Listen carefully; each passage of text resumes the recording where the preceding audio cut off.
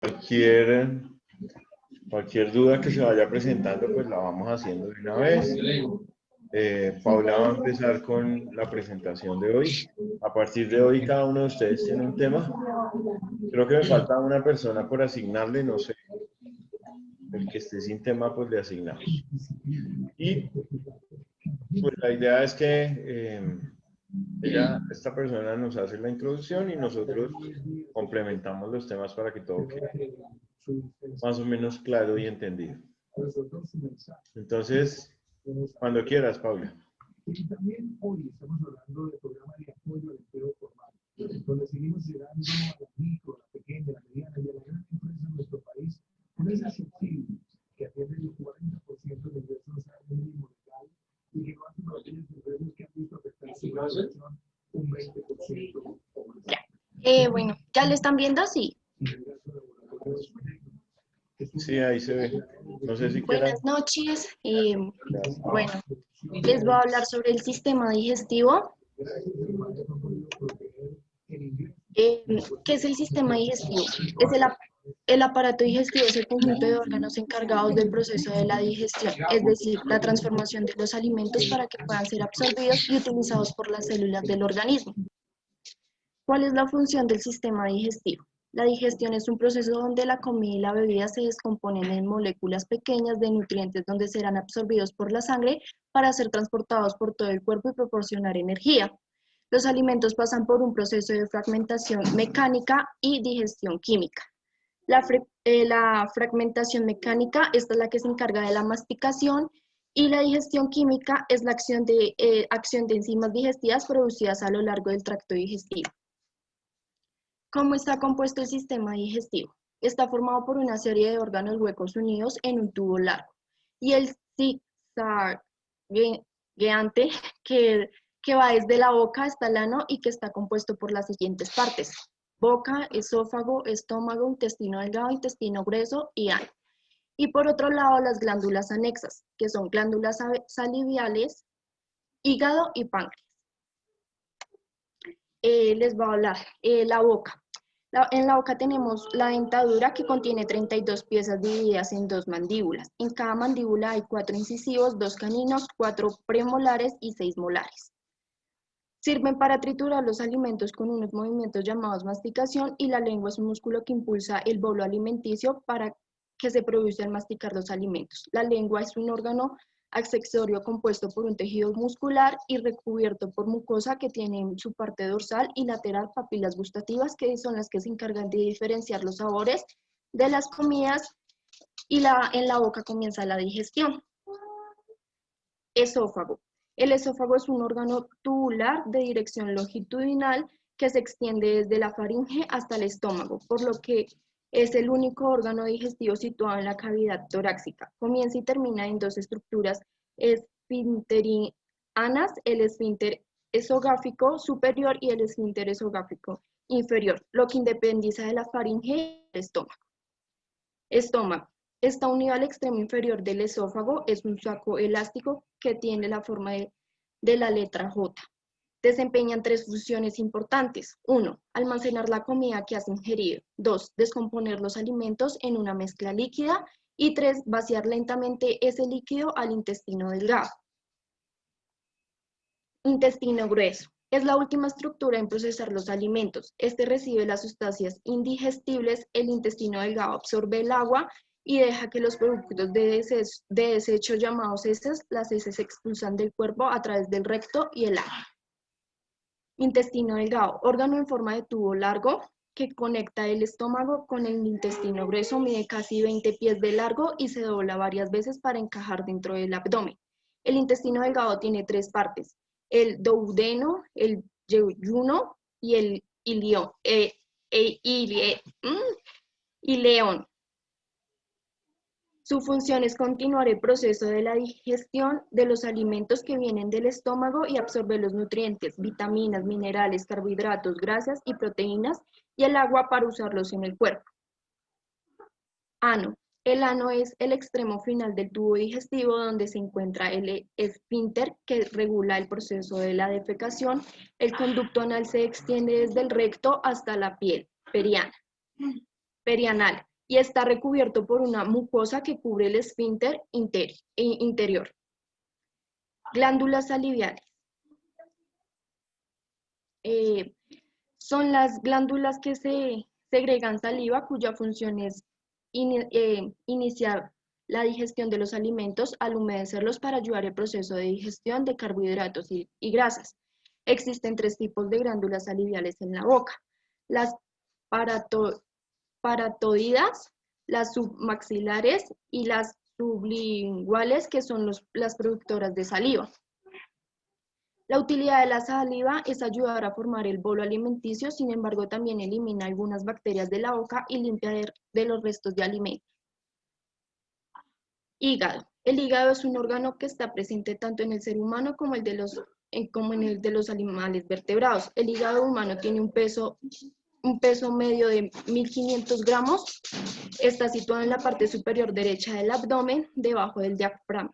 Una de sus funciones es la bilis, esencial para la digestión de las grasas. También cuenta con otras muchas funciones, también entre ellas la síntesis de proteínas plasmáticas, almacenamiento de vitaminas y glucógeno. La función desintoxicante es la responsable de eliminar de la sangre diferentes sustancias que pueden resultar nocivas para el organismo, entre ellas el alcohol, convirtiéndolas en inocuas. La ausencia del hígado o falta de funcionamiento es incompatible para la vida. Páncreas. Es fundamental en el proceso de la digestión. El páncreas segrega enzimas, las más conocidas, la amilasa y la lipasa. La función de las mismas es descomponer químicamente las grasas y proteínas ingeridas en pequeñas porciones que puedan ser absorbidas por el intestino. Ahí hay unas palabras que les quería aclarar. La peristalsis es la contracción natural del estómago y de los intestinos, por la cual se impulsan de arriba hacia abajo las materias contenidas en el tubo digestivo. Y el esfínter es un músculo en forma circular o de anillo que permite el paso de una sustancia de un órgano u otro por medio de un tubo u un orificio, a la vez que impide su regreso. Existen más de 50 esfínteres en diferentes partes del cuerpo humano. ¿Cómo se mueve la comida por el sistema digestivo? En la boca. Los alimentos comienzan a movilizarse a través del tracto gastrointestinal. Cuando una persona come, cuando la persona traga, la lengua empuja los alimentos hacia la garganta. Un pequeño colgajo de tejido llamado epiglotis se pliega sobre la tráquea para evitar que la persona se ahogue, y así los alimentos pasan al esófago.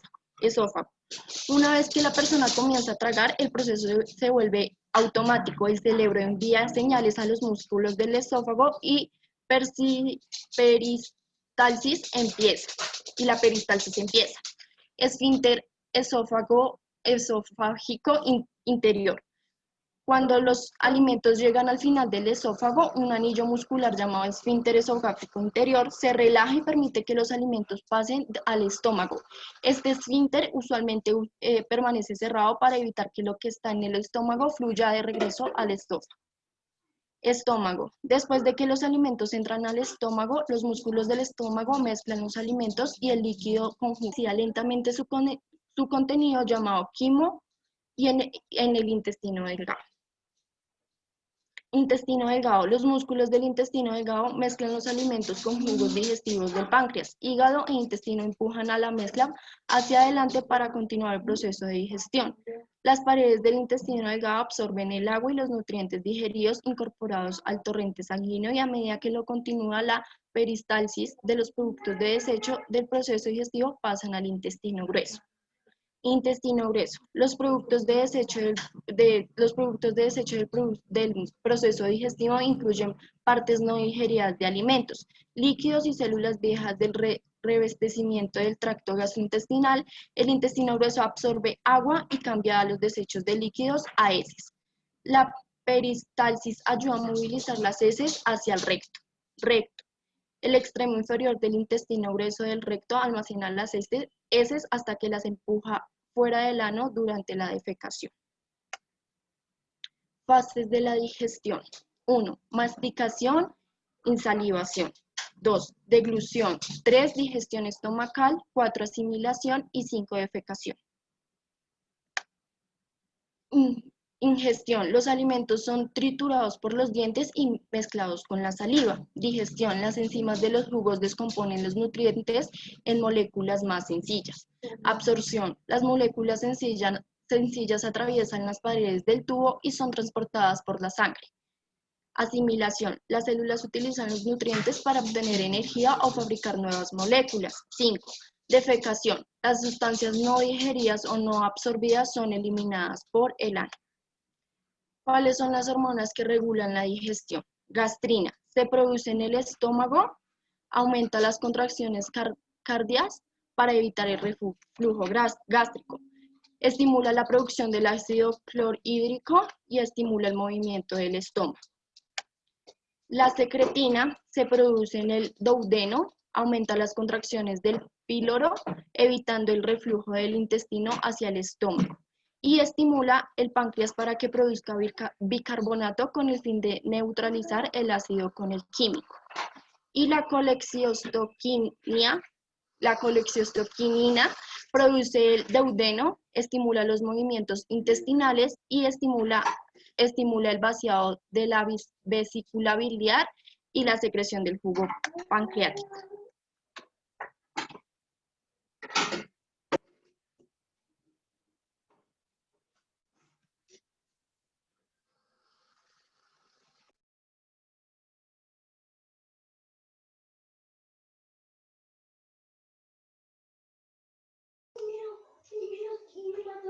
¿Listo, Paula? Sí, señor.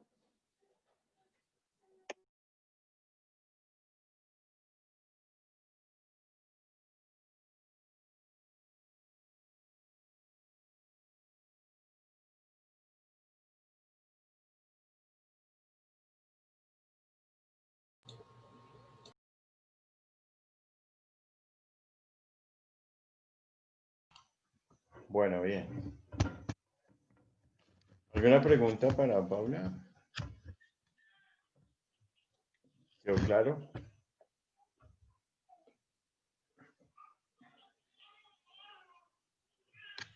Aprovechen que Paula está que se contesta.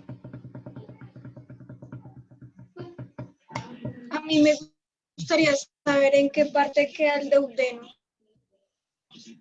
El duodeno. Paula, por favor, responde.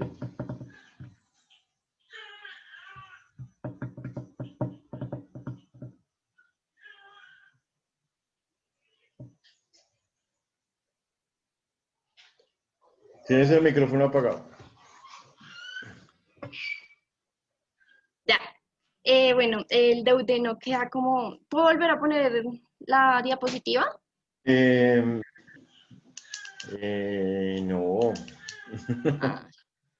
Bueno, es una parte del intestino delgado. O sea, en el intestino delgado está el duodeno. Bueno, bien, vamos a complementar la información. El duodeno hace parte del intestino delgado, sí. Tienes toda la razón. De hecho, el intestino delgado se divide en 3 porciones. El duodeno, el yeyuno y el ileón. ¿Listo? Esas 3 porciones van a formar el intestino delgado. Ya vamos a verlas, vamos a complementar la presentación que nos dio Paula y vamos a hablar entonces de nuestro sistema digestivo.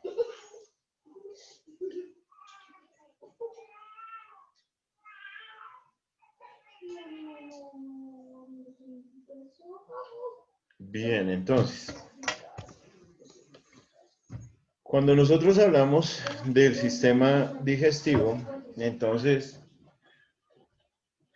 tenemos que hacer claridad de que estamos hablando de ese aparato o ese sistema que todos conocemos muy bien y que es el que está diseñado para nuestra digestión. ¿Sí? El sistema digestivo como tal va a tener entonces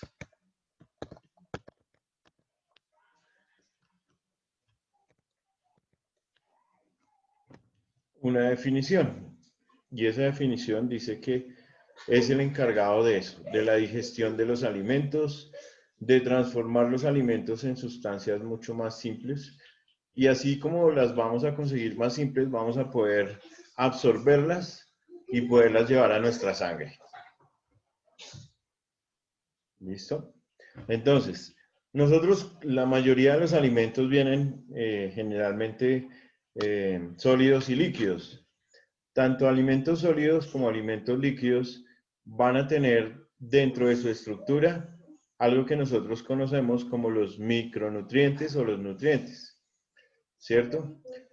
Entonces, cuando nosotros consumimos en nuestra dieta un alimento, a través de ese alimento vamos a obtener ¿qué?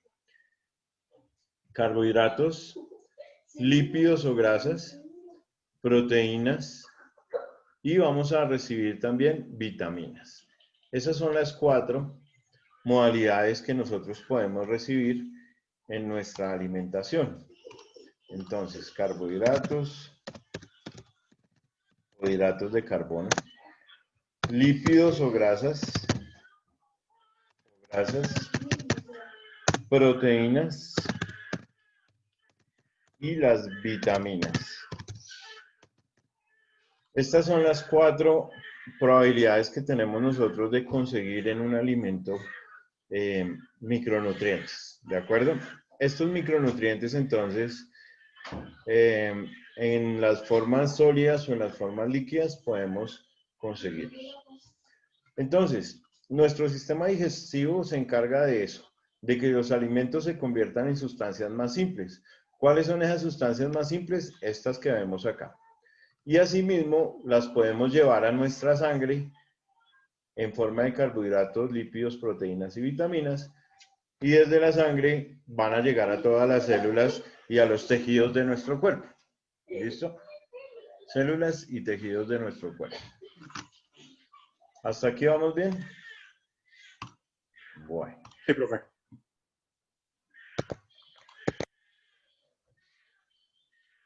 A través de los alimentos, entonces, nosotros vamos a adquirir una fuente de energía. Las células absorben las pequeñas partículas de alimento. Aquí están las 3 formas, como dijimos, que se podían conseguir. Proteínas, en glucosa y en grasas que son lípidos. Lípidos, proteínas y carbohidratos. Los carbohidratos son las mismas glucosas, los lípidos son las mismas grasas. Y las proteínas, pues, son exactamente eso, proteínas. Y adicional, las vitaminas. Todos hemos tomado vitaminas en algún momento de la vida, ¿cierto? Las conseguimos en el mercado, las conseguimos por internet, para hacer ejercicio, para subir de peso, para cualquier cantidad de cosas existen vitaminas. Para el embarazo existen vitaminas o micronutrientes. Entonces, nuestro sistema digestivo está diseñado para eso. Vamos a tener 4 etapas del proceso digestivo. Acá en la diapositiva nos van a mostrar 5, pero hay una de ellas que no forma parte de esa etapa. Entonces, vamos a enumerarlas acá. Las etapas del proceso digestivo son la ingestión, la digestión, la absorción y la defecación.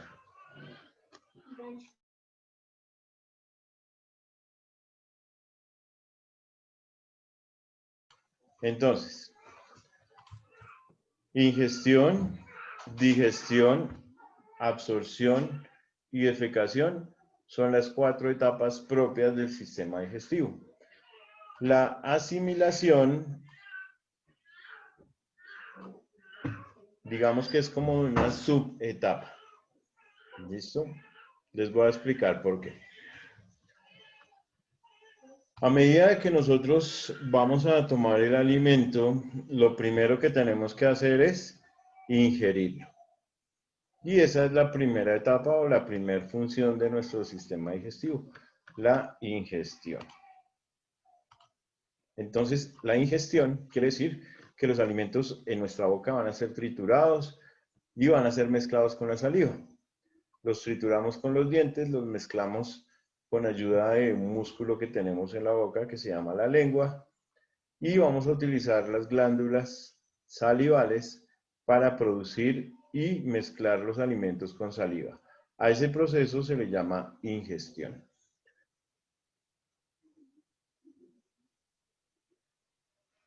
Cuando ingerimos, cuando pasamos, cuando tragamos el alimento, va a empezar el proceso de digestión. Este proceso de digestión ya no se hace en la boca ni en el esófago, sino se hace a nivel del estómago. Entonces, de una vez vamos a empezar a colocar acá cada uno de los sitios que involucran este tipo de etapas del sistema digestivo. El primer sitio o la primera etapa se da en la boca y el esófago. Entonces en la boca ingerimos y con el esófago vamos a transportar el alimento hacia el estómago. Boca y esófago son los dos órganos encargados de la ingestión. La digestión se da en el estómago y en la primera parte del intestino delgado. Eso incluye el duodeno y el yeyuno. Duodeno y yeyuno. Estos son los tres órganos que están relacionados con la digestión. Luego viene la absorción. En la absorción ya se va a involucrar el íleon y el colon.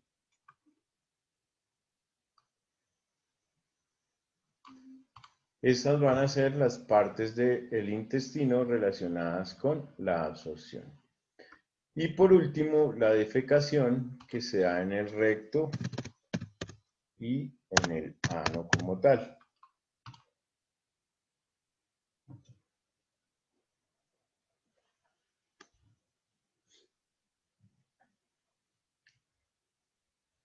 Entonces, si yo les pregunto, ¿cuáles son las etapas del proceso digestivo en su orden funcional?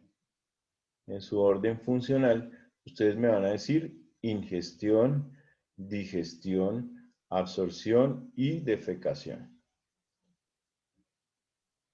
¿La asimilación qué es? La asimilación simplemente es una definición que nos colocan en esta etapa. ¿Por qué? Porque lo primero que hacemos es masticar y pasar. A eso le llamamos ingestión. En el estómago y en la primera parte del intestino delgado, que se llama el duodeno y el yeyunio, vamos a digerir. ¿Con qué? Con los jugos gástricos, con los jugos pancreáticos y con los jugos biliares. Ahí entran a jugar todos esos tres grupos de jugos enzimáticos. ¿Cuáles son los jugos enzimáticos? Entonces los voy a colocar aquí con un color azul para que no nos vayamos a perder. Son los jugos gástricos, son los jugos pancreáticos y son los jugos biliares. Gástricos, pancreáticos y biliares son los jugos que ayudan a la digestión. Por favor, si se pierden, me avisan. ¿Ya van perdidos? Bueno. En la digestión, cogemos este bolo alimenticio y lo convertimos en nutrientes o en moléculas más sencillas. Llámense carbohidratos, llámense lípidos, llámense proteínas o llámense vitaminas. En el íleon y en el colon se absorben todas esas moléculas sencillas. Entonces las absorbemos por las paredes del intestino y las llevamos hacia el torrente sanguíneo. Entonces los componentes se van a ir hacia la sangre. Los carbohidratos, los lípidos, las proteínas y las vitaminas se van por toda la sangre para que se puedan utilizar en todas las células que se necesiten. Entonces van a llegar a las células del cuerpo, a las células cerebrales, a las células musculares y a todas las células de nuestro cuerpo para poder hacer uso de esas moléculas sencillas llamadas carbohidratos, lípidos, proteínas y vitaminas. A ese proceso se le llama asimilación. Es cuando las células de nuestro cuerpo utilizan esos nutrientes que obtuvimos del proceso digestivo y vamos a obtener energía. Entonces, si nosotros comemos, pues tenemos energía. Si no comemos, no tenemos energía. ¿Cuál es la comida más importante del día? ¿Desayuno? El desayuno. El desayuno, ¿cierto? Entonces el desayuno va a ser esa comida que nos va a cargar de energía a nosotros. Si nosotros desayunamos bien, vamos a rendir en el estudio, vamos a rendir en el trabajo, no nos vamos a quedar dormidos, vamos a entender lo que nos explican, ¿sí? Pero las personas que no desayunan y salen a hacer sus actividades, pues el cuerpo empieza a gastar energía de otros sitios y es cuando les da el mareo, es cuando les da el dolor de cabeza, se les baja el azúcar o les da hipoglicemia, ¿sí? Se desmayan en los buses y demás. Entonces, en ese orden de ideas, la comida más importante del día es el desayuno.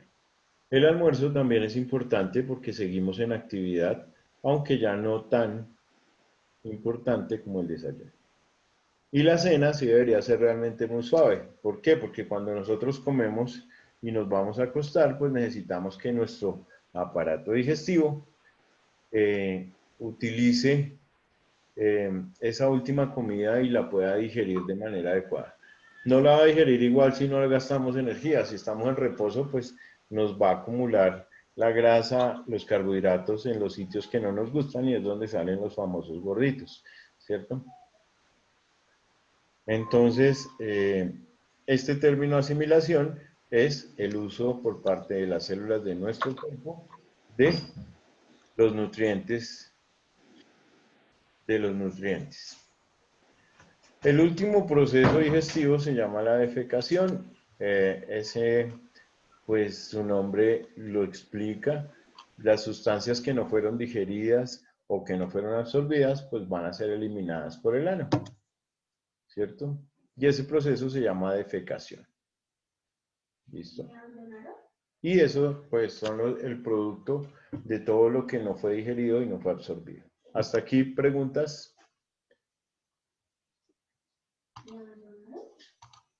No, profe. Listo.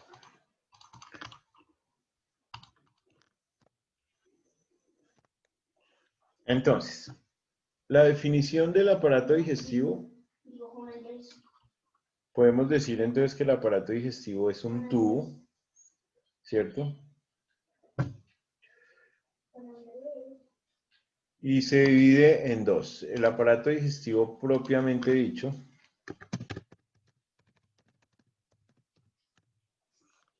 y las glándulas anexas.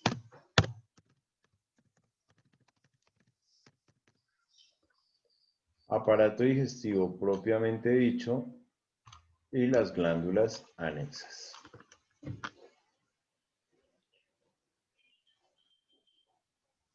Esos son los dos componentes de nuestro aparato digestivo. En ese orden de ideas, el aparato digestivo propiamente dicho es uno solo. Es una unidad, ¿sí? Y lo podemos definir como un tubo que va desde la boca hasta el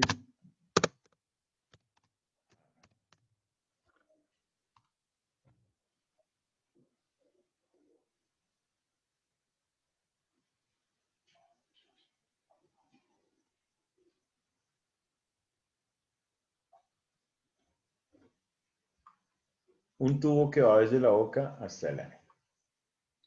La primera parte de ese tubo, ¿cómo se llama?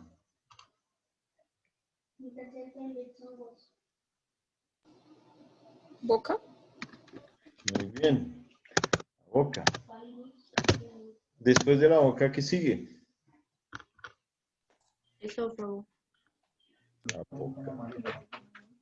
Después de la boca sigue el esófago. Después del esófago, El estómago. Estómago. el estómago.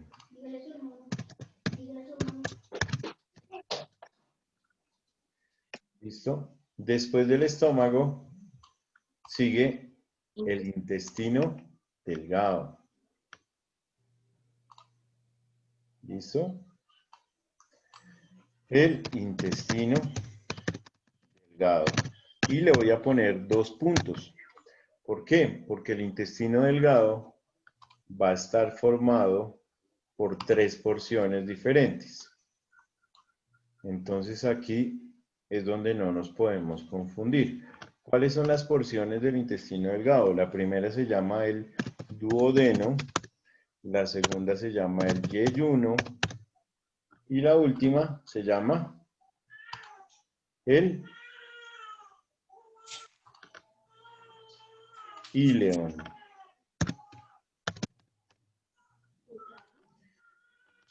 Entonces, el intestino delgado está formado por duodeno, yeyuno e íleon.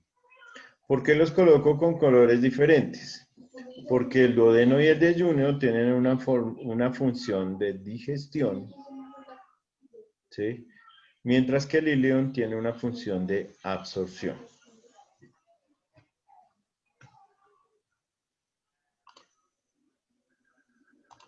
Luego viene el intestino grueso. Y ese intestino grueso también lo voy a colocar 2 puntos porque está formado por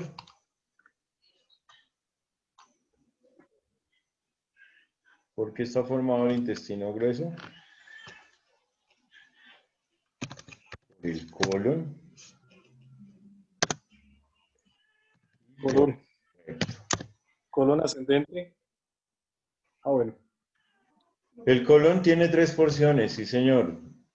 Una porción ascendente, una porción transversa, una porción descendente y una porción que le llaman sigmoidea. Ya las vamos a ver. Y por último, tenemos el ano.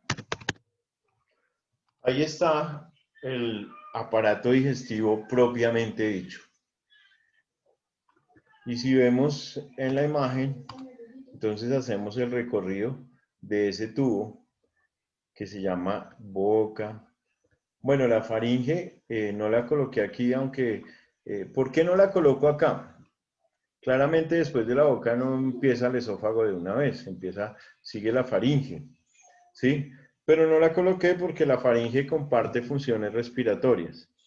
A esa altura o a ese nivel, la faringe se comunica también con la nariz, con la boca y con la laringe. Entonces va a tener una porción nasofaringea, orofaringea y laringofaringea. Entonces, la boca se continúa con la faringe con el esófago. Aquí viene la faringe, luego viene el esófago, que es este tubo delgado.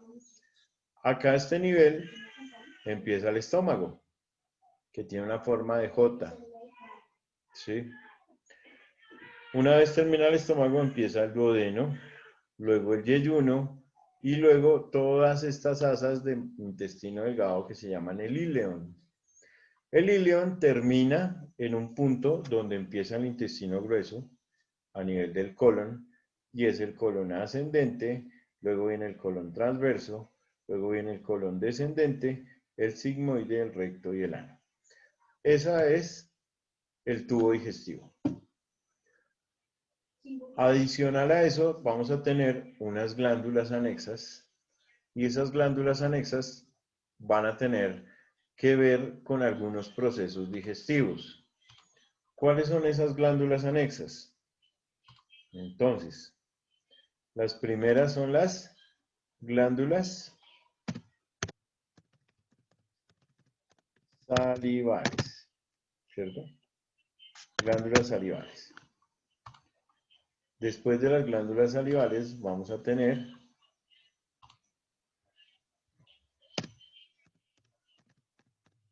el hígado. Después del hígado, vamos Páncreas. a tener el páncreas.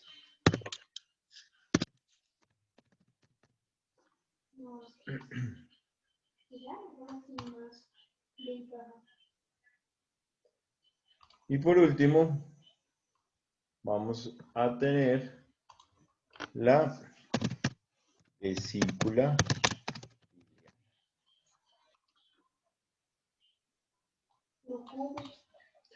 Esas son las glándulas anexas o anejas. En alguna literatura no le ponen X sino J para glándulas anejas o anexas.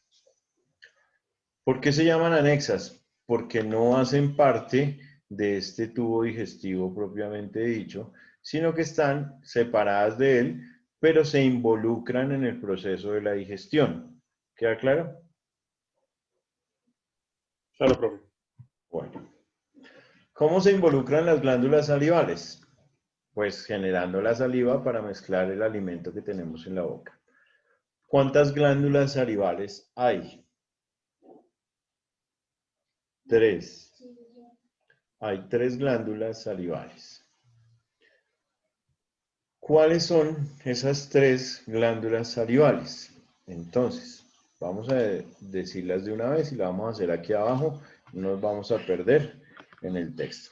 Las 3 glándulas salivales son, primero, unas que están adelante de nuestras orejas, pero que están por detrás de la porción vertical del maxilar y se llaman las parótidas. Las parótidas. Glándulas parótidas. Segundo, unas que se encuentran por debajo de la lengua. Y si están por debajo de la lengua, ¿cómo se podrán llamar? Maxilares. Submaxilares. No, sublinguales. Porque están debajo de la lengua. Y 3, unas que están debajo del maxilar. Entonces es así como se llaman. Maxilares. Submaxilares.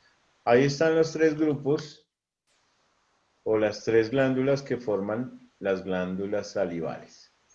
Estas 3 en conjunto producen saliva. Esa saliva que producimos durante el día cuando hablamos, nunca tenemos la boca seca, siempre tenemos saliva en la boca. Esa producción de saliva en un día normal puede alcanzar 1,5 litros de saliva de manera normal. ¿Listo? Pero pues obviamente se produce de acuerdo a las necesidades o a la situación, ¿cierto? Es como cuando uno va por la calle y tiene hambre y se antoja de algo, pues se genera ese estímulo y uno dice que se le hace agua a la boca. Es porque se aumenta la producción de saliva por parte de estas 3 glándulas. Y cada que consumimos algo, que nos metemos algo a la boca para masticar, pues estas 3 glándulas van a hacer su función de secreción de saliva. Bien, ¿cuál es la función del hígado? Bueno, el hígado sí tiene muchas funciones, pero en cuanto al sistema digestivo, la función principal del hígado es la producción de bilis. El hígado produce bilis. ¿Cuál es la función del páncreas? Producir enzimas o jugos pancreáticos. ¿Y cuál es la función de la vesícula biliar? Almacenar la bilis que produce el hígado e inyectarla al intestino de acuerdo a las necesidades propias de cada persona. Entonces, esa bilis que tiene un color verde, que tiene un sabor amargo, que todos nosotros conocemos, porque todos hemos vomitado alguna vez bilis, ¿cierto? ¿No? Sí, profe. Bueno, nosotros los que nos hemos enguayabado, ¿sí? La bilis, cuando uno vomita bilis, es ese sabor amargo que le queda en la boca, que es un color amarillo verdoso. Esa bilis cuando entra al intestino es la que le da el color amarillo a la materia fecal, es la que le da el color amarillo a la orina que eliminamos por la orina. Tiene varias funciones relacionadas con eso. Cuando se tapa la bilis porque hay un cálculo en la vía biliar, o sea, cálculos en la vesícula, las personas se pueden poner amarillas en la piel porque esa bilis no puede salir de esos conductos, se almacena en la sangre, se aumentan las bilirrubinas en sangre, como dice la canción, se le sube a uno la bilirrubina y el resultado de eso es que nos ponemos amarillos, ictéricos, tanto en la piel como en las mucosas y en las escleras de los ojos.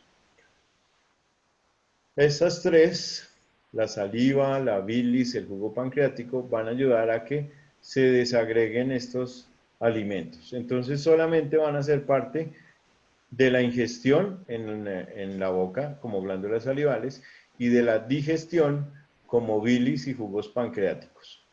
¿Ya? De ahí en adelante ya no tienen que ver nada las glándulas anexas. Solamente intervienen en los dos primeros procesos, ingestión y digestión. ¿Quedó claro? Chicos, Claro, profe. Sí, señor. Pero, si me preguntan, no hay problema, yo les repito. ¿Qué era lo que hacía la vesícula biliar? ¿El principio? ¿Qué es lo que hace la vesícula biliar? Sí, sí, sí, señor. Almacenar la producción de bilis. O sea, la bilis que se produce en el hígado se guarda en la vesícula. Y esa vesícula se contrae para llevarla al intestino de acuerdo a las necesidades propias de cada cuerpo. Cada que comemos se contrae y se expulsa la bilis. Para que ayude a la digestión. Gracias. Con gusto. Bueno. Y toda la información que salió de ese dibujito. Bien. Siguiente. Si de repente hay mucho texto y ya hemos visto, adelantamos. ¿Listo? No nos quedamos ahí. Bueno. Mide todo el tubo digestivo aproximadamente 11 metros de largo, para hacernos a una idea, desde la boca hasta el ano. Está conformado por la cavidad bucal, por la boca, por el esófago, el estómago, el intestino delgado y el intestino grueso. Ya dijimos que el intestino delgado se divide en tres, duodeno, yeyuno e ileón, y el intestino grueso se divide en colon ascendente y transverso, descendente y colon sigmoide. Y las glándulas anejas o anexas son las glándulas salivales, el hígado, el páncreas. Aquí hablan de unas glándulas gástricas y unas intestinales.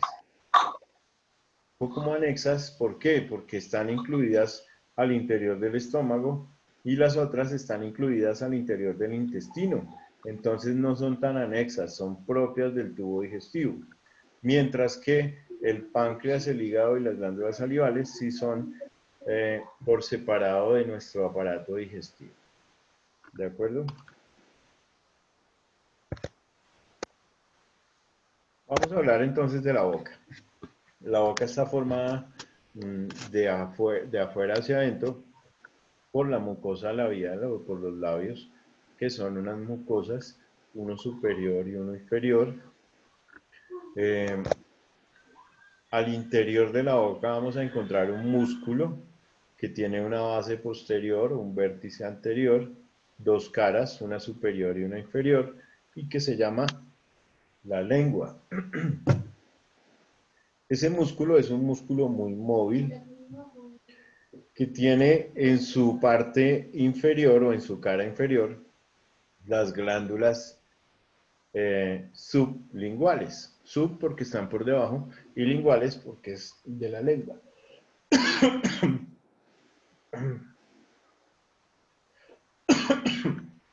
Sí, ahora me quedé sin voz.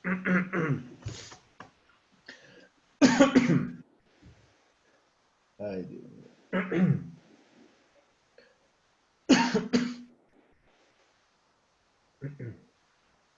Agüita, profe.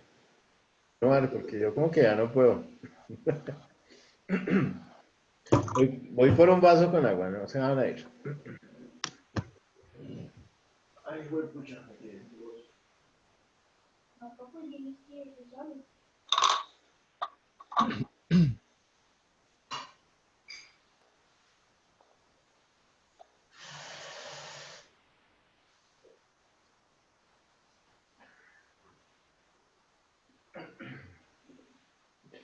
Se dan cuenta es que no consideran al profe, hable y hable y hable y hable.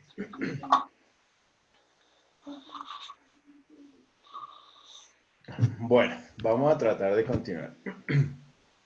Entonces, los labios desde afuera hacia adentro, los dientes, obviamente, que son esas estructuras que están diseñadas para triturar el alimento, para cortar el alimento, para triturarlo y para desagregar el alimento.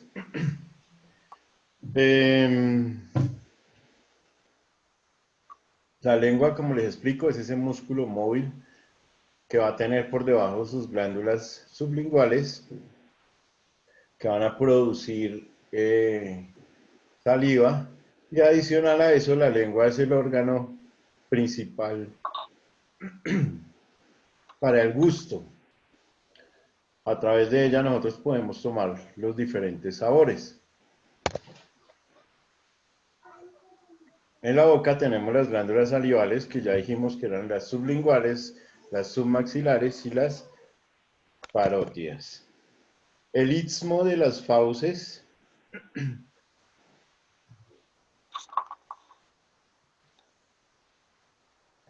no, juepucha. Apenas estamos a lunes y ya sin voz.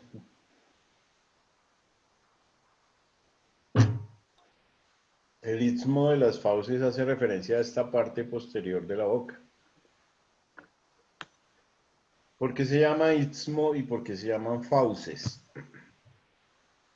El istmo es como la profundidad y las fauces es relacionado con algunos animales salvajes y eso, como los leones y eso.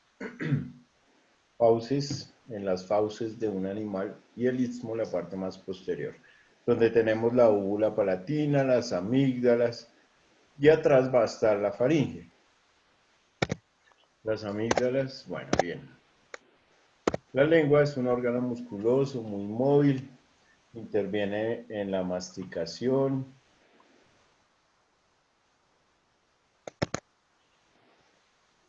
interviene en la deglución. Deglutir o ingerir prácticamente son sinónimos, ¿no? Es nuestro órgano del gusto. Fíjense que en las diferentes porciones del músculo de la lengua vamos a encontrar unas estructuras que son unas células capaces de captar la información nerviosa relacionada con el gusto. En la punta de la lengua vamos a tomar los sabores relacionados con el dulce. Hacia los lados y adelante, los sabores salados. Hacia los lados y atrás, las papilas de sabor ácido. Y en la base de la lengua vamos a tener el sabor amargo. Entonces ahí está el sabor amargo, ácido, salado, dulce. Y hay un sabor nuevo que a veces alguna literatura utiliza en esta región y que le llaman el umami. ¿Lo han escuchado? Umami. No, señor. Bueno, el umami es como el sabor al ají o a las carnes. Es un sabor que colocan algunas literaturas médicas. Y es en esta parte donde hice el dibujo. Bien. Los dientes son esas estructuras que ya todos conocemos. En la parte anterior vamos a encontrar los que se denominan los incisivos. ¿sí? Los incisivos o los que inciden la comida de entrada son estos que tenemos en la parte de adelante. Son 4, 2 derechos, 2 izquierdos. Al lado de ellos y hacia atrás vamos a encontrar los caninos. Los caninos, pues todos los conocemos, son ese diente que tiene una prominencia, sale un poco de, de la línea que venimos trayendo desde la parte anterior, y son los colmillos. Sus colmillos, los que le crecen a los vampiros, esos son los caninos.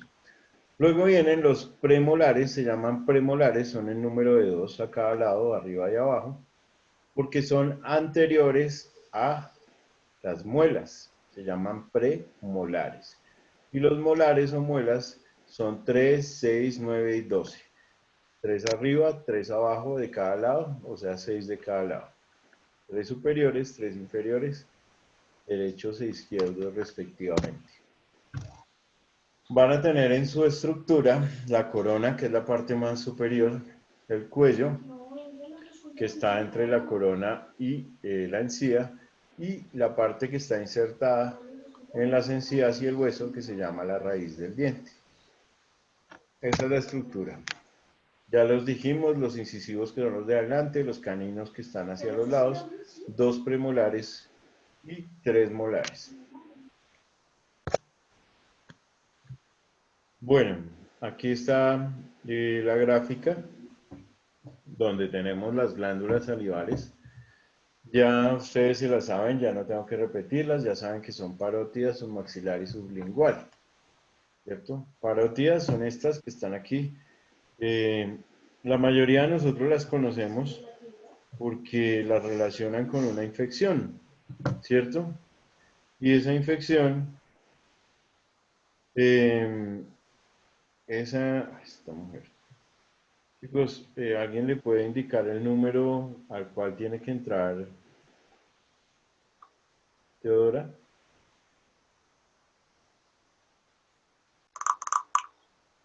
Gracias. Solamente el número del ID, que no lo tengo aquí. Claro.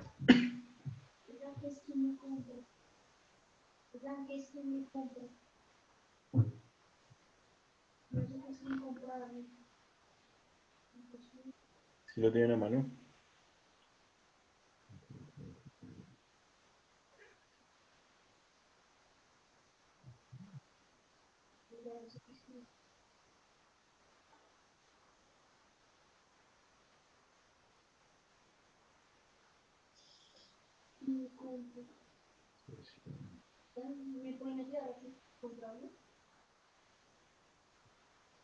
La cucú, la dominia, la malicia.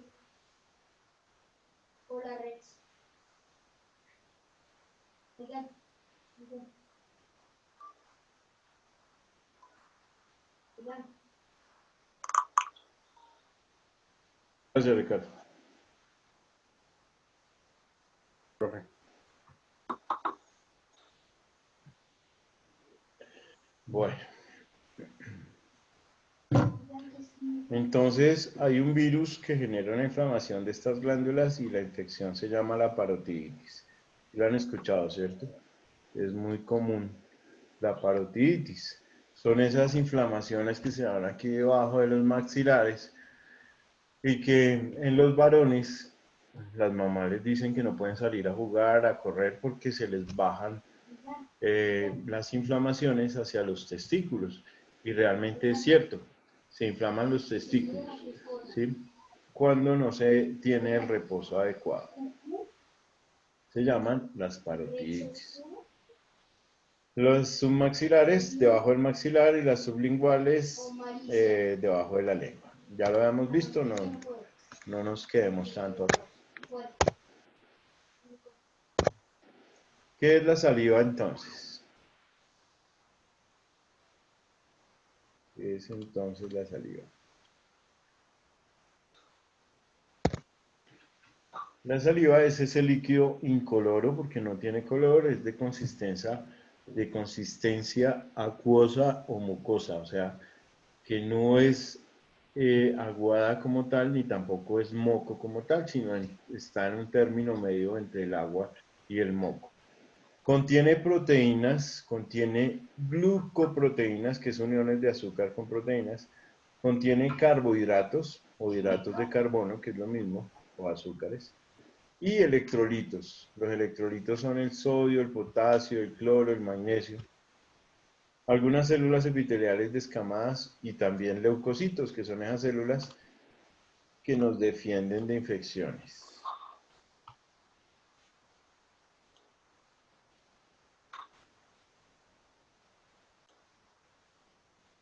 No compraré eso. Bien.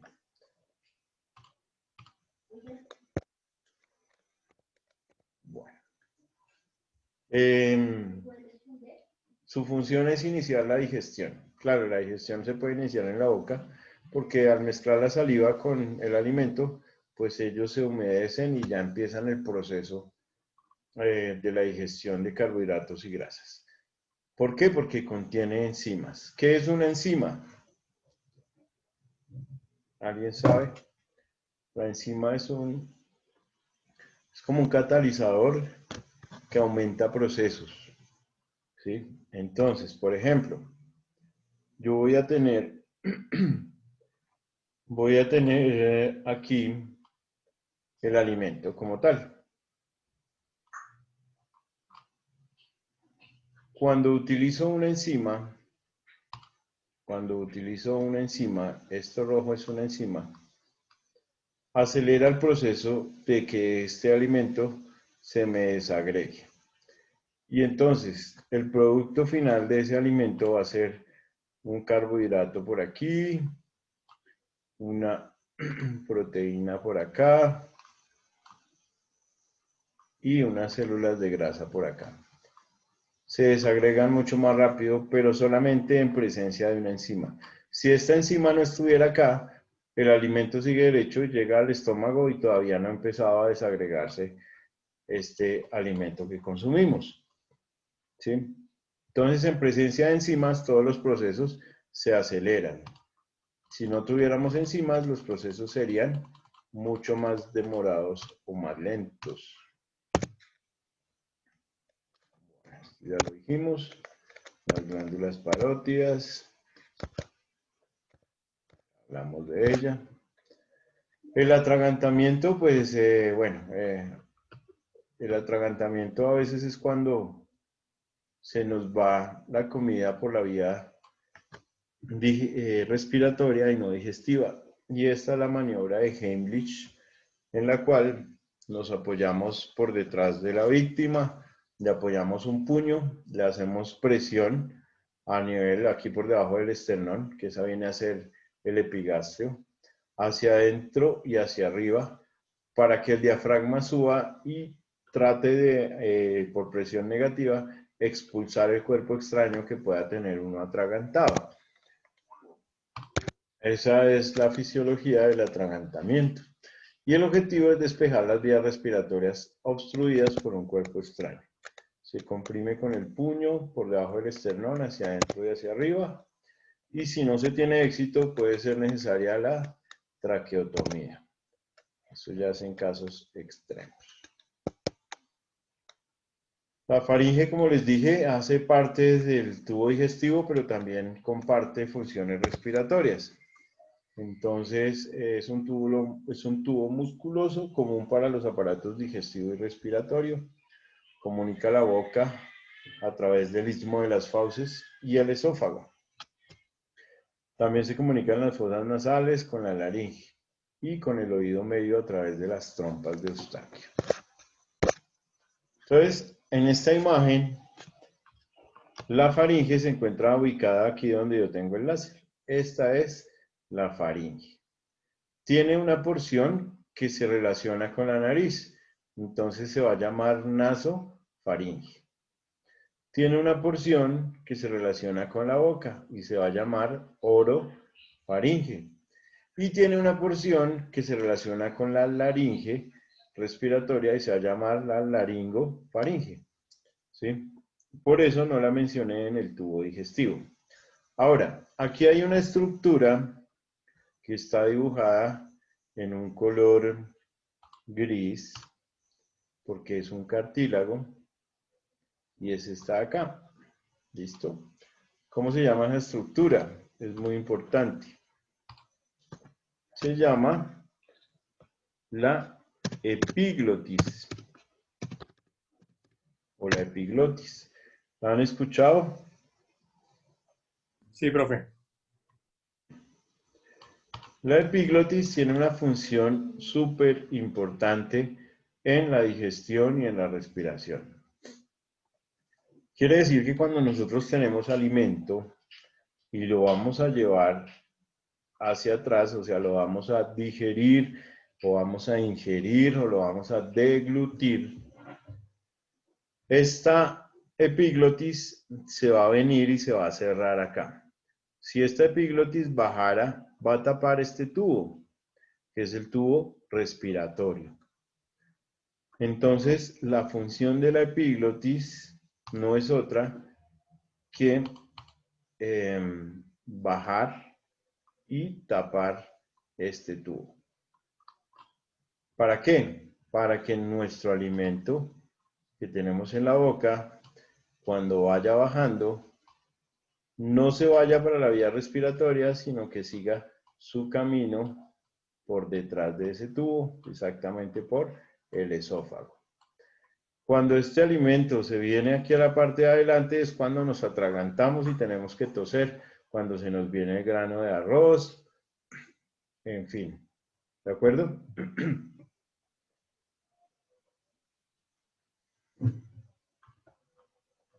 Ese es el reflejo faríngeo. Cuando la epiglotis se cierra. Siempre que tragamos, ella baja automáticamente y la comida sigue por su tubo digestivo y no se va por el camino viejo que conocemos. Bien. ¿Preguntas?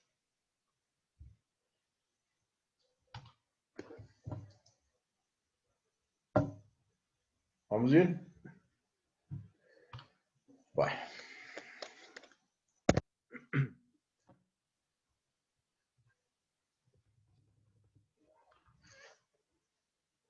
Bueno, aquí aparecen estructuras similares. Aquí tenemos la epiglotis que baja. Aquí sigue el tubo digestivo, el esófago.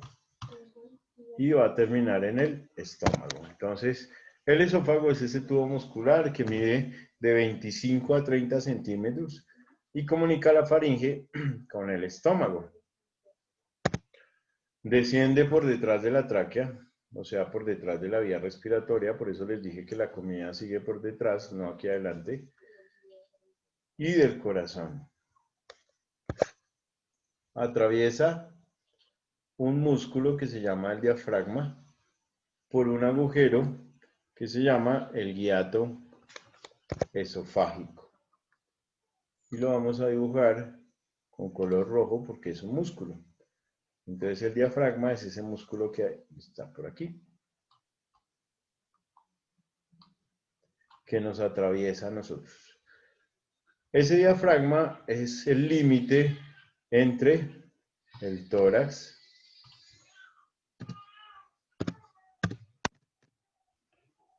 y el abdomen. Tórax por encima del diafragma, abdomen por debajo del diafragma. ¿Cuál es el límite entre el tórax y el abdomen? Un músculo que nos atraviesa de adelante a atrás y de lado a lado, que se llama el diafragma. Ese diafragma tiene un huequito que deja pasar el esófago, y ese huequito se llama el hiato esofágico. En ese punto va a tener un esfínter, que lo mencionó Paula, se llama el esfínter esofágico inferior. Inferior, porque está abajo. Esfínter esofágico inferior. ¿Cuál es la función de ese esfínter? Que la comida siga hacia el estómago, pero que no se devuelva. ¿De acuerdo?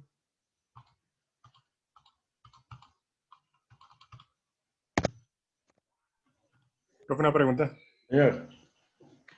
Es que he escuchado que el esófago es como una cavidad virtual. Algo así, ¿a qué se refieren cuando dicen? O Sí. estoy muy loca la pregunta. No, no, no. Estamos cerca de la realidad. Virtual es porque no tiene ninguna función. ¿Sí?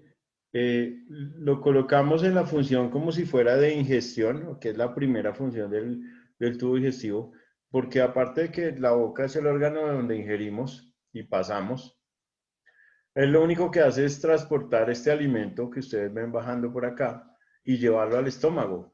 Pero durante ese proceso, durante esos 25 a 30 centímetros, aquí no hay enzimas, aquí no hay absorción, aquí no hay digestión, solamente fue ingerido y transportado. Entonces, más es un órgano de transporte que no tiene otra función diferente que eso, dejar pasar ese alimento hacia el estómago. ¿Sí? Entonces es esa manguerita que comunica la boca con el estómago, pero en la cual lo único que se ve es esto, un peristaltismo. ¿Qué es el peristaltismo? Es una contracción de los músculos del esófago para que el alimento progrese en un solo sentido, para que ese alimento progrese solamente hacia abajo. ¿Sí? Hacia acá viene el alimento y el músculo del esófago se va contrayendo y se va contrayendo para que él progrese en ese sentido y no lo deje de volver. ¿Sí? Pero no tiene una función diferente. ¿De acuerdo? De acuerdo, profe. La comida hacia el estómago. Y a ese movimiento muscular se le llama peristaltismo. Esa sí es una pregunta de examen. ¿Qué es el peristaltismo? Es el movimiento muscular propio del aparato digestivo mediante el cual el alimento solamente progresa en un solo sentido desde la boca hacia el ano. ¿Listo?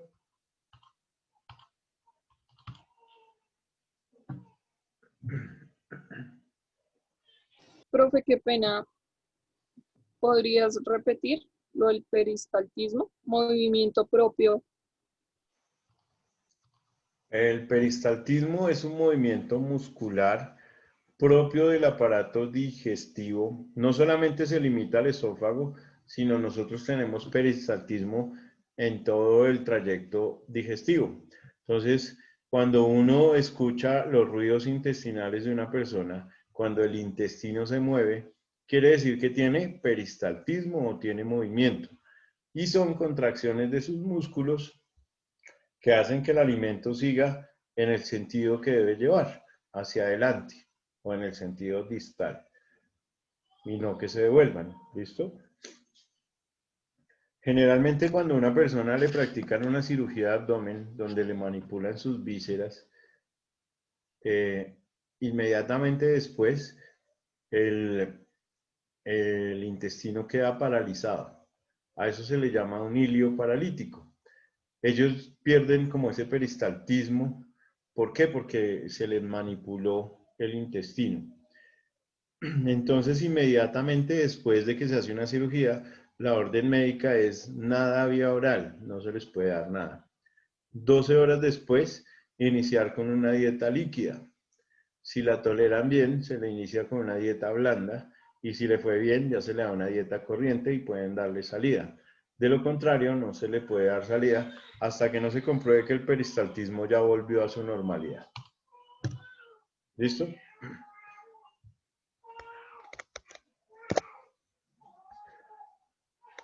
La digestión se da entonces en el estómago. Acá tenemos el esfínter esofágico inferior que les mencioné, que se ve que es un paso bien estrecho entre el esófago y el estómago. Esa unión se llama esfínter esofágico inferior. ¿Listo?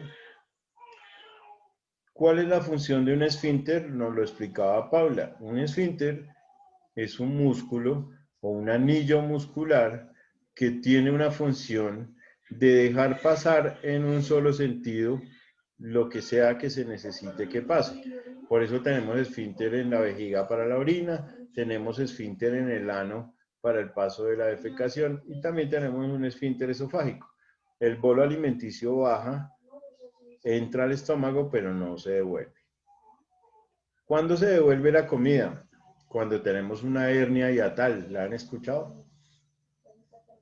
Las hernias hiatales es cuando parte del estómago se pasa por ese músculo del diafragma y queda como aquí en la parte de arriba. Entonces pierde tono este esfínter y las personas pueden sufrir de reflujo durante la noche. Eso es una hernia hiatal. Bien, cuando el alimento llega al estómago, empiezan a mezclarse los jugos gástricos, el ácido clorhídrico sobre todo. El ácido clorhídrico lo vamos a colocar acá, HCl. Ese ácido clorhídrico va a ser el que va a ayudar a terminar la digestión del alimento que viene ingerido desde la boca. Por eso se recomienda que no mastiquemos chicle, por ejemplo. Porque el masticar chicle es como enviarle una información al cerebro que estamos comiendo. El cerebro manda a producir ácido clorhídrico. Y si ese ácido clorhídrico se aumenta en cantidad al interior del estómago, pero no tiene alimento para digerir, pues empieza a autodigerir la pared del estómago.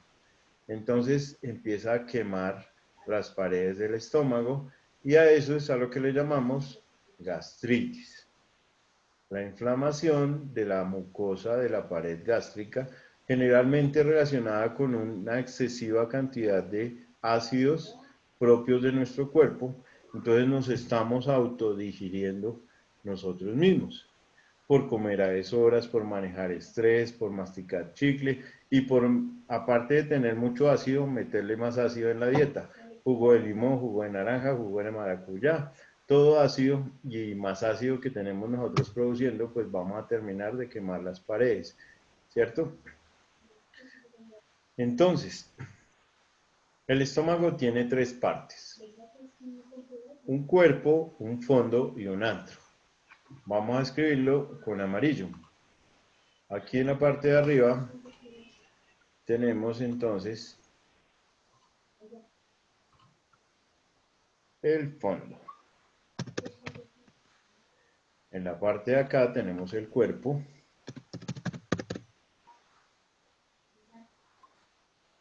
Y en la parte de acá abajo tenemos el antro. Estas son las estructuras propias del estómago: un fondo, un cuerpo y un antro. Fondo, cuerpo y antro. Anatómicamente, así está hecho nuestro estómago. ¿Por qué es importante eso? ¿Por qué lo dividimos? ¿Cuál es la intención? Porque cuando nosotros tenemos una gastritis, ¿qué le hacen a uno? ¿Cuál es el examen para que a uno le diagnostiquen su gastritis? Una endoscopia de vías digestivas altas, ¿cierto? Entonces la endoscopia es un tubito que le meten a uno por la boca, se lo avanzan hasta el estómago y aquí entra la camarita y empieza a revisar el fondo, el cuerpo y el antro. ¿Sí? Y de acuerdo a eso, nuestro gastroenterólogo especialista nos va a decir: tiene una gastritis eritematosa fúndica, tiene una gastritis crónica corporal, tiene una gastritis eritematosa antral. Entonces yo ya sé que la gastritis está en el antro, en el cuerpo o en el fondo, de acuerdo al reporte de nuestro especialista. ¿Listo? Bien. El estómago tiene dos límites, uno por arriba con el esófago y uno por abajo con el duodeno, o sea, la primera porción del intestino delgado. Por arriba, ya dijimos que estaba el esfínter esofágico inferior, ese es el límite, ¿cierto? Pero ese también tiene un nombre diferente. Todo en anatomía son nombres. ¿Quién se los inventó? Ese punto donde se reúne el esófago con el estómago se llama el cardias. Y se llama así porque está relacionado con el corazón. Acá arriba está el corazón encima. Se llama cardias. El esfínter esofágico inferior también se puede llamar el cardias. Y es el límite entre el esófago con el estómago. En el caso del estómago con el duodeno, ¿cómo se llamará entonces? ¿Píloro? Sí, señor, el píloro. Píloro ya tilde pero en la I. Píloro. Sí.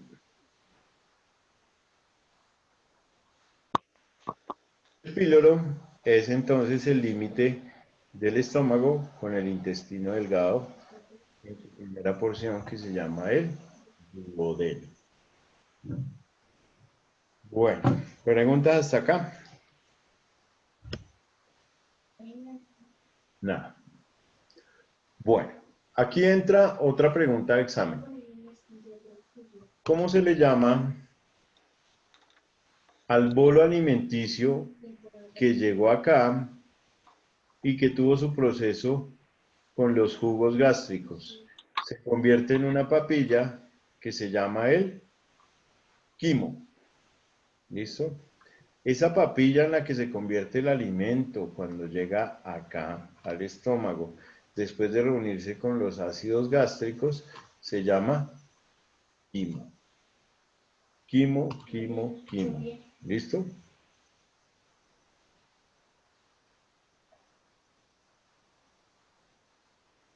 Y de una vez les voy a explicar que una vez este bolo alimenticio sale y se va al intestino y se mezclan los jugos del páncreas con los de la bilis, cambia de nombre.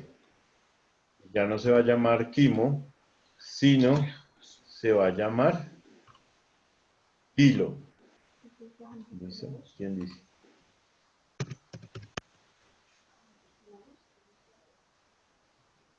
Quimo y kilo. El quimo es entonces cuando nuestro bolo alimenticio está en el estómago y el kilo es cuando ya se ha mezclado con los jugos pancreáticos y biliares. Cuando solamente tiene jugos gástricos se llama quimo y cuando ya tiene jugos pancreáticos y biliares se llama kilo. ¿Ya claro? Bien.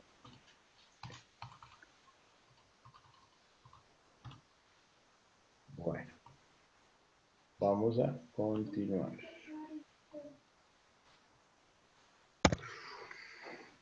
Bueno, esto ya lo expliqué. Entonces aquí tenemos el cardias, aquí tenemos el píloro, aquí queda el fondo, aquí queda el cuerpo, aquí queda el antro, aquí queda el duodeno, que es la primera porción del intestino delgado. Duodeno, yeyuno e íleon son el intestino delgado en su totalidad. Acá viene el esófago. Estamos ubicados todos, ¿cierto?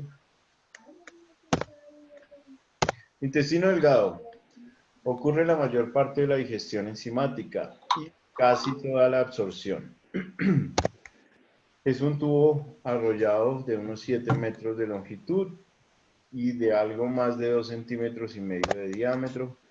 El intestino delgado se subdivide en duodeno, yeyuno e íleon, que se continúa con el intestino grueso. ¿Dónde se une el intestino delgado al intestino grueso? Aquí en una válvula que se llama la válvula íleo, porque viene del íleon, cecal, porque viene de ciego. Esta porción se llama el ciego, la porción del colon donde llega el intestino delgado a unirse con el grueso, se llama el ciego. Y esa válvula que queda ahí, la que reúne todas estas asas de intestino delgado con el intestino grueso, se llama válvula ileocecal. En esa válvula ileocecal es donde queda nuestro apéndice cecal, donde queda el ciego o cecal. Entonces, ¿cuáles son las estructuras que conforman el intestino delgado? Sí, profesor, es el duodeno, el yeyuno y el íleon.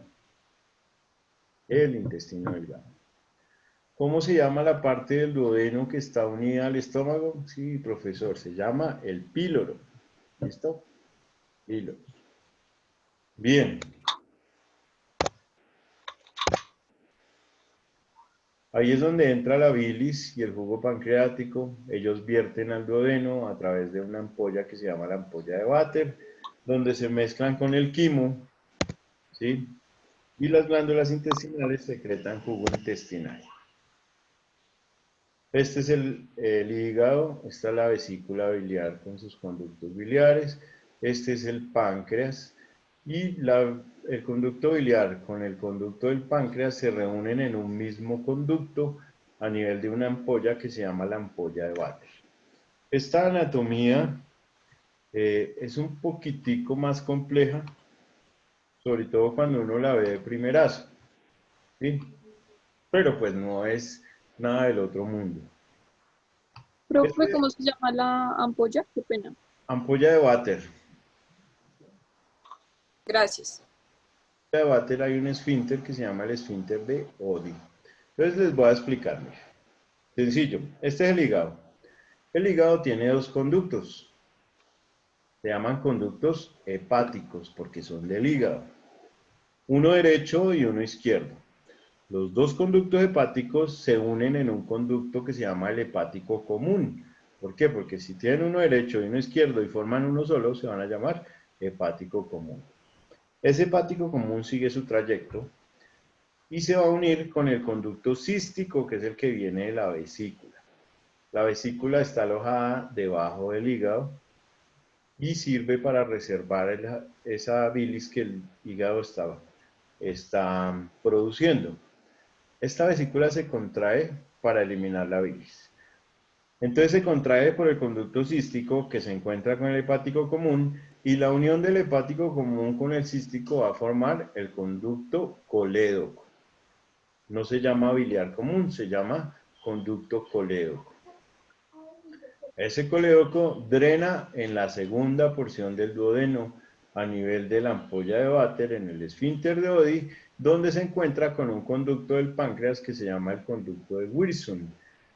Entonces, los jugos pancreáticos salen por el conducto de Wirsung, se conectan con el conducto colédoco, se reúnen los jugos pancreáticos y biliares y se drenan al intestino. Cogen la papilla de quimo que venía del estómago y la convierten en quilo, a ese nivel. ¿Listo? Bueno.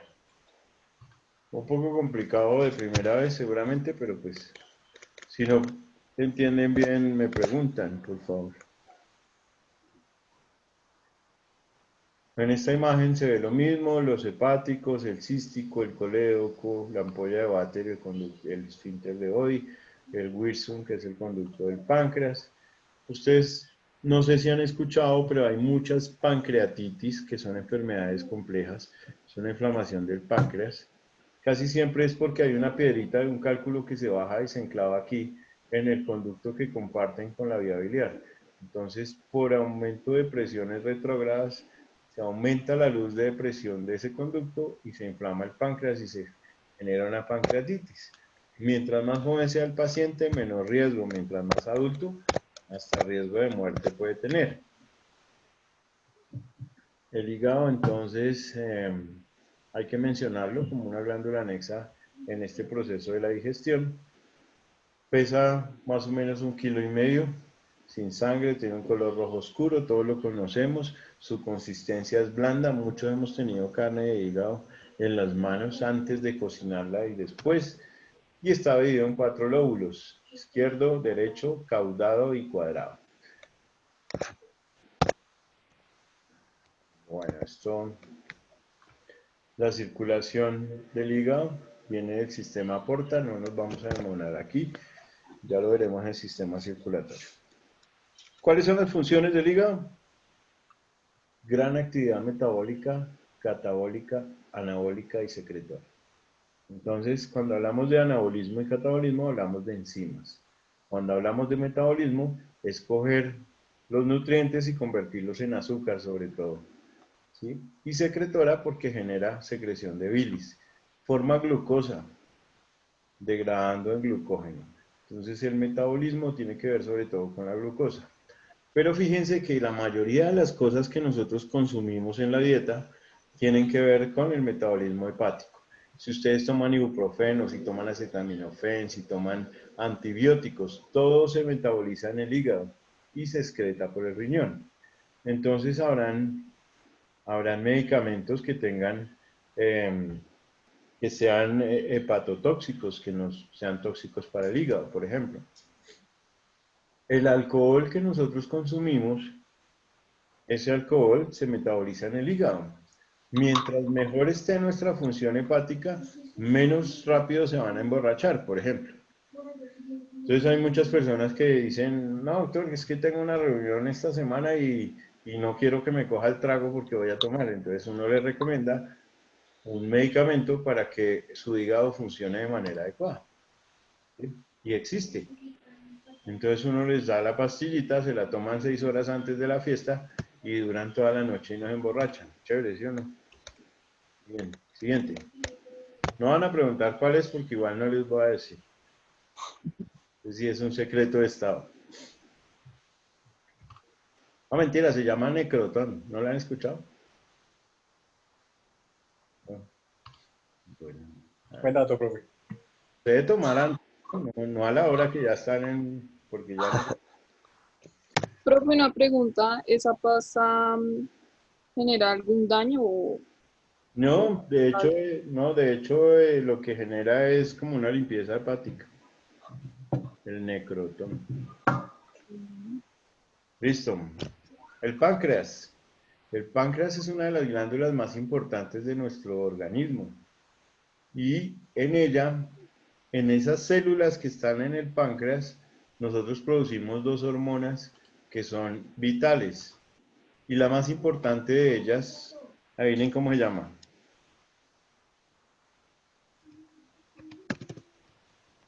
La insulina. ¿La han escuchado? La insulina es una hormona que se produce en el páncreas. Y la otra se llama el glucagón. ¿Sí cómo suena? Glucagón e insulina son las hormonas propias del páncreas. ¿Cuál es la función de la insulina?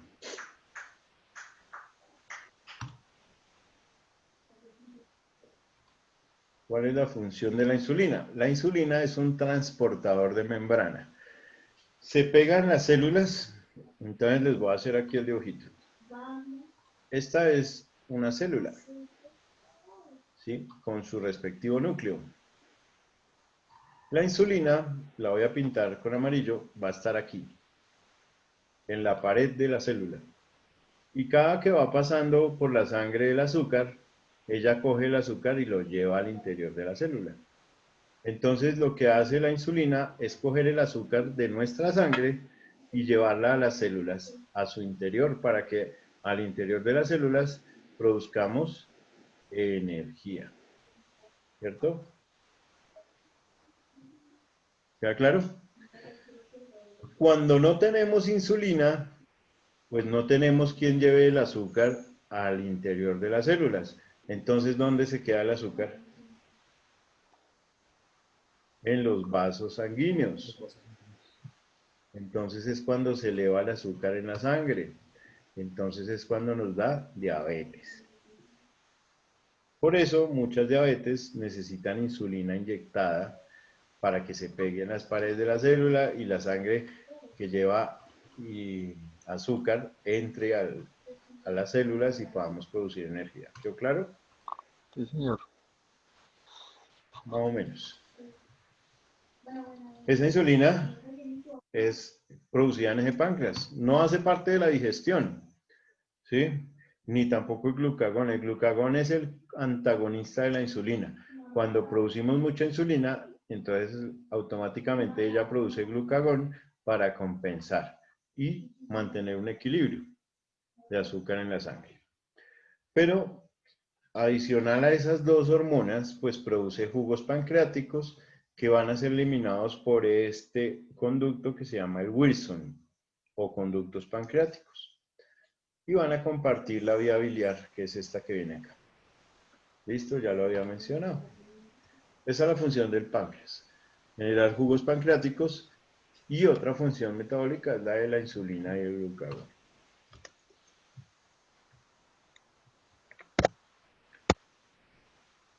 Órgano de forma cónica, 25 centímetros longitud, 5 de grosor. Es una glándula mixta. Tiene unos islotes que se llaman de Langerhans, que segregan insulina y glucagón, que regulan el metabolismo de los glúcidos o de los azúcares. Y como glándula exocrina genera y fabrica el jugo pancreático. Ahí está lo que les acabé de explicar. ¿Listo? Jugo pancreático por una parte e insulina y glucagón por la otra. Es mixta porque tiene endocrino y exocrino. ¿Qué quiere decir endocrino y exocrino? Una glándula exocrina es la que genera hormonas para eliminar por fuera del cuerpo, como las glándulas sudoríparas. Esas son glándulas exocrinas, porque el producto del sudor, nosotros lo eliminamos, nos caen las gotas de sudor por la cara, por las axilas, por el cuerpo, ¿cierto? Y lo endocrino es como por ejemplo la insulina, que ella va al interior del cuerpo, no la vemos representada por fuera, como la tiroides y otras hormonas que generan sus productos al interior del cuerpo. Bueno, esto vamos a pasarlo aquí rápidamente. La absorción ya sea en el intestino delgado, entonces aquí tenemos que ese intestino delgado está hecho con el duodeno, el yeyuno y el ilion, como dijimos, ¿sí? Diariamente absorbe hasta 9 litros de agua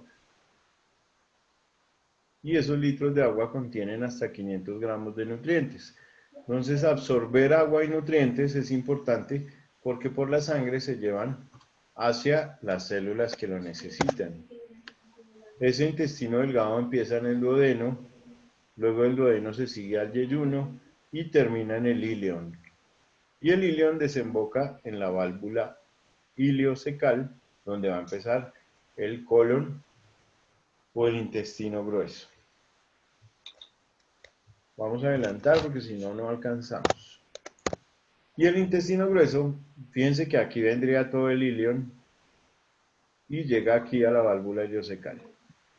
En el ciego, que es la válvula iliocecal o ciego, es donde desemboca el intestino delgado, se convierte en intestino grueso, es donde tenemos nuestra colita o apéndice cecal, el apéndice que se inflama y nos da la apendicitis, y ese va a tener su porción ascendente porque va hacia arriba, que es el colon ascendente, se convierte en el colon transverso porque va de lado, y luego desciende para convertirse en el colon descendente. Entonces ese sí es más fácil porque recibe su nombre de acuerdo a si va para arriba, para el lado o para abajo. Luego sigue con el sigmoide, que es este pedacito nomás, el recto y el ano. ¿Claro? Más o menos 1,5 metros de longitud, 6.5 centímetros de diámetro, es realmente bien amplio. Y en él se produce la absorción de agua, de iones inorgánicos, formación y eliminación de las heces fecales. Es la parte más contaminada del intestino. ¿Por qué? Porque aquí ya prácticamente están todas las sustancias de desecho. Por eso que se rompa el apéndice es eliminar todas esas bacterias y todo ese tóxico que vamos a eliminar por medio de la defecación. Contiene abundante flora bacteriana que fermenta residuos no digeridos, sintetiza vitaminas K y vitaminas B.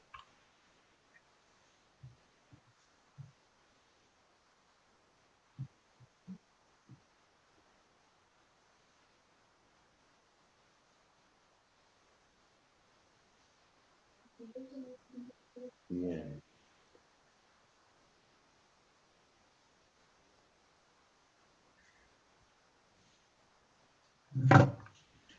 Siguiente.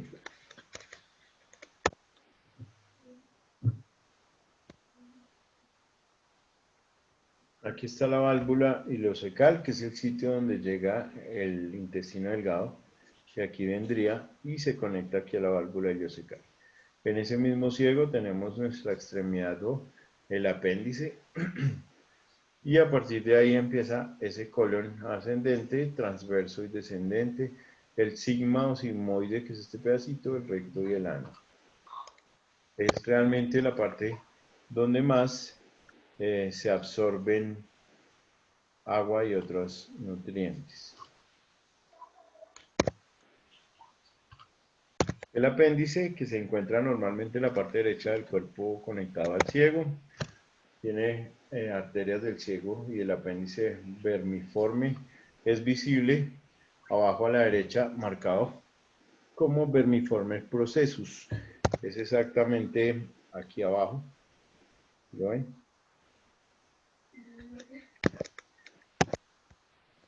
Bueno, la apendicitis vamos a mencionar, que es la inflamación del apéndice, que es ese segmento pequeño con forma de dedo que sobresale del intestino. Puede tener alguna función de tipo inmunológico, pero todavía no sabemos a ciencia cierta, no se ha determinado cuál es la función del apéndice. Y exceptuando las hernias estranguladas, la apendicitis es la causa más frecuente de dolor abdominal intenso y súbito, o sea que es de origen, de inicio rápido. Es de cirugía abdominal siempre.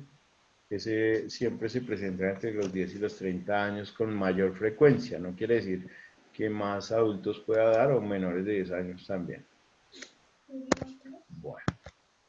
Aquí tenemos un apéndice inflamado después de extirparlo, más o menos para mostrarles. Y la última parte del tramo del tubo digestivo, situado inmediatamente después del colon sigmoide, es el recto, que recibe todos los materiales de desecho después de ese proceso de digestión. Ya están constituidas las heces fecales. En esta parte final del intestino grueso tiene una longitud de 15 centímetros más o menos, y ahí es donde las heces fecales salen del cuerpo a través del ano. Hay una válvula rectal o una ampolla rectal donde se acumula gas y heces, y ellas estimulan el esfínter para generar ese estímulo o esa necesidad que avisan que la persona tiene que eliminar o evacuar. Es esta porción, esta porción. Y por último, el ano. En los humanos, el ano es el orificio que se halla en el extremo terminal del tubo digestivo. De la misma manera que la cavidad oral, la boca es el orificio extremo inicial, este es el distal. ¿Listo? Bien, muchas gracias. Vamos a parar aquí y vamos a parar la grabación.